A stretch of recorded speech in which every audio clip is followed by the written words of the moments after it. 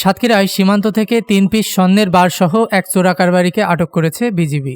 শনিবার রাতে সদর উপজেলার ঝাউডাঙ্গা বাজার সংলগ্ন তুজুলপুরে বিশেষ বিজিবি ক্যাম্প এলাকা থেকে তাকে আটক করা হয়। আটককৃত চোরা কারবারি ঢাকার কদমতলী রায়েরবাগ এলাকার মৃত নুরুল হকের ছেলে।